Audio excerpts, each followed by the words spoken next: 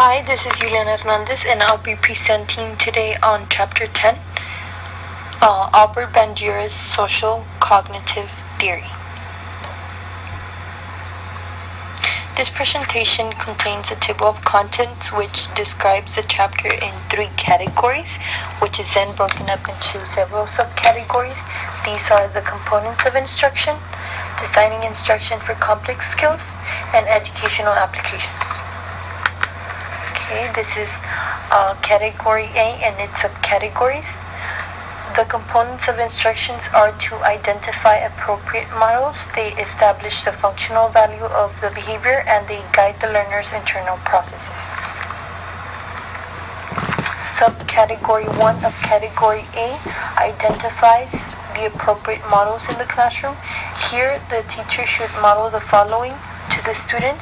He or she should model responsibility, integrity, sincerity, concern for individuals and welfare of her students, emotional maturity, rationality, quote-unquote common sense, and consistent follow-through of commitments.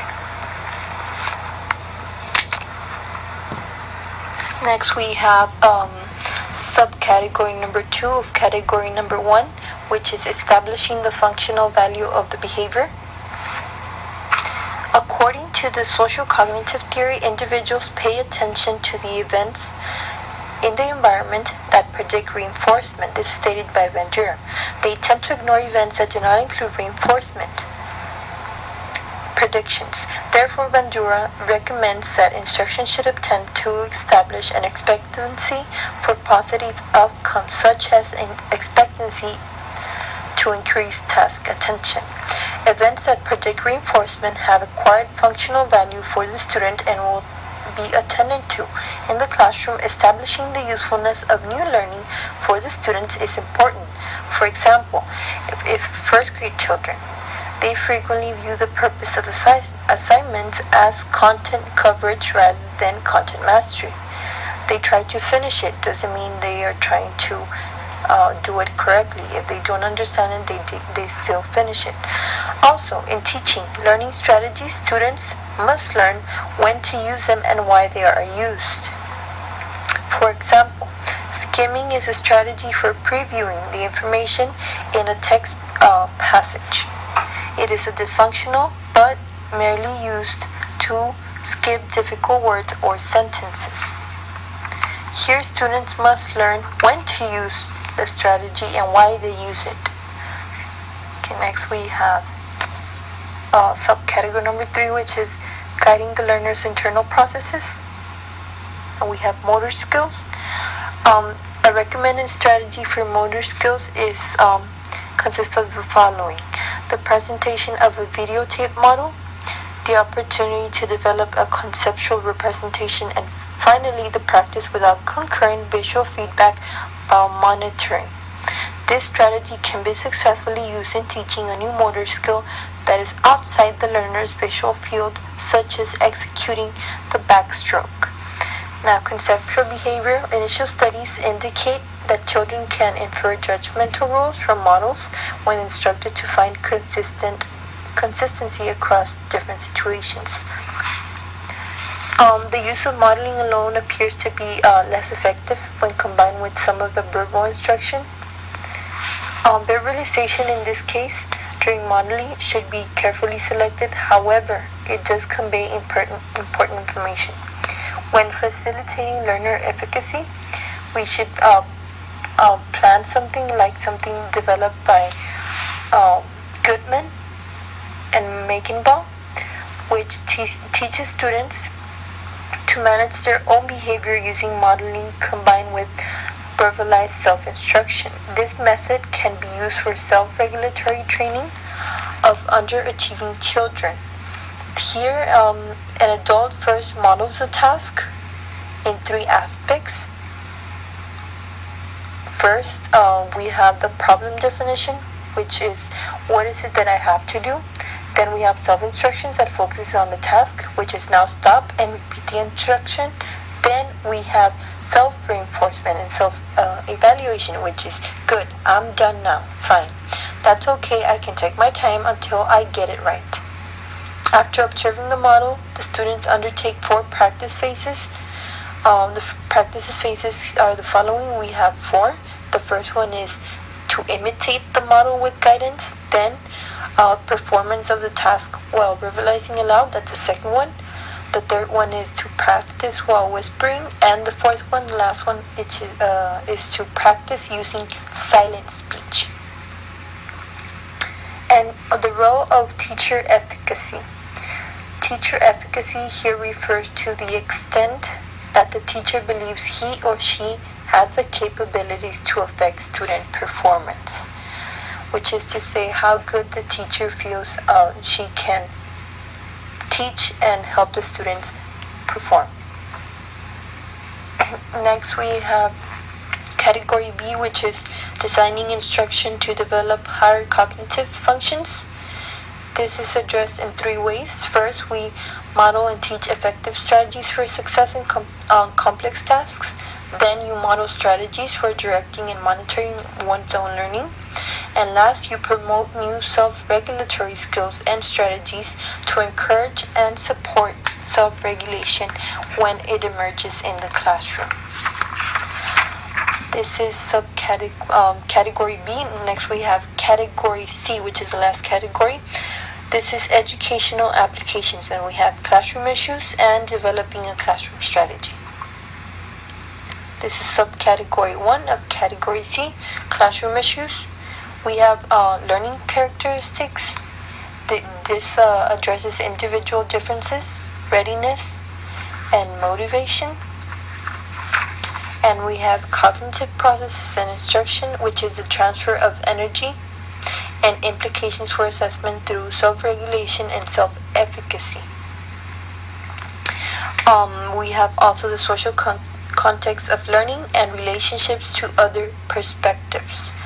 To explain more in depth, readiness is the development of the learner and the receptivity to particular models that are 2 major factors that determine the individual's capability for observational learning. And motivation, Bandura, he has 2 types of cognitive motivators that are included in the chapter, and one is the cognitive representation of the future consequences for particular behaviors, which is past experiences create expectations that certain actions will bring valued benefits, that others will have appreciable effects, and that still others will avert future trouble. This is stated by Bandura.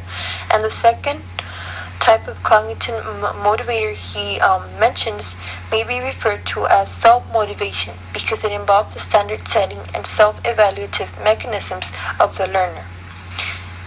Next we have cognitive processes and instruction. This is broken down into transfer of energy, which is the concept of transfer has been researched in the social context in 2 ways. One is the investigation of different treatments for patients with phobia. Self-directed mastery experiences were found to be more effective in providing transfer to generalized threat situations than the participant model alone. And some implications for assessment are stated through self-regulation and self-efficacy. These are 2 different. Self-regulation is learning may be assessed in any of the several ways which are the following. You can self-regulate through self-reports, surveys, through think-alouds, through protocols, through unstructured interviews, to structured interviews, through diaries, student diaries, and through observations of classroom dialogue. On the other hand, self-efficacy, this one could be assessed through self-report surveys. Items related to self-efficacy often begin with the phrase, "How confident are you that you can?" followed by various activities, and succeed in mathematics, solve problems that you have not seen before, and so on. Some implications were the following. The social context of learning. This one addresses the issue of learning in the naturalistic setting. Next we have subcategory 2, which is developing a classroom strategy, and these are the steps. We have step number 1, to analyze the behavior to be modeled. Step 2, establish the functional value of the behavior and select the behavioral model. Step number 3, develop the instructional sequence. And the last step, we have step number 4, which is to implement the instruction to guide the learner's cognitive and motor reproduction processes. This one is composed of motor skills and conceptual behavior. Motor skills present the model, and conceptual behavior presents the model with supporting visualization.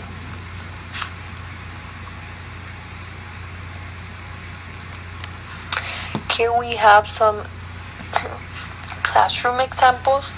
The first example is reading passage for note-taking exercise. The second one, we have note-taking exercise number 2, which is where the teacher has previously recorded a script on audio tape. The speech is recorded with a short pauses, much as one might give a talk to a group. In this modeling, the teacher plays each paragraph of the recorded tape and demonstrates how to take notes while the tape is playing. She writes recall cues and sentence fragments on the transparency during the brief pauses in the tape. The tape is then stopped at the end of each paragraph, and the teacher completes the sentence fragments. And the tape paragraph, what it is, this one was used in the 17th century. It was a cluster of religious reformers that resided in England. These reformers were critical of the Church of England. However, they did not want to separate from the Church, and they wished to reform and to purify the Church from the inside. And these reformers were called Puritans.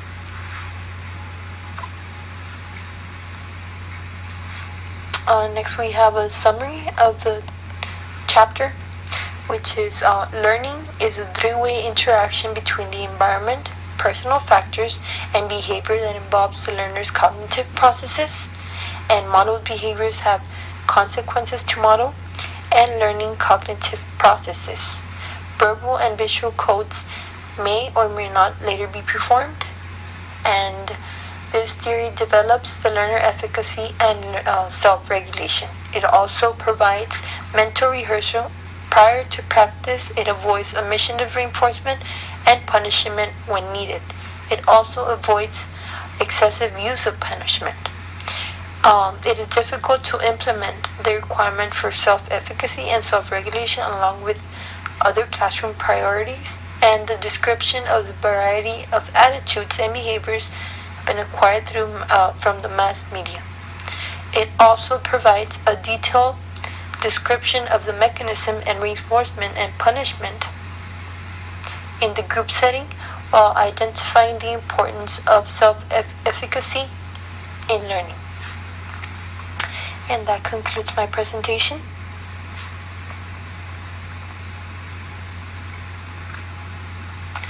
Thank you for watching, and this presentation was brought to you by Juliana Hernandez.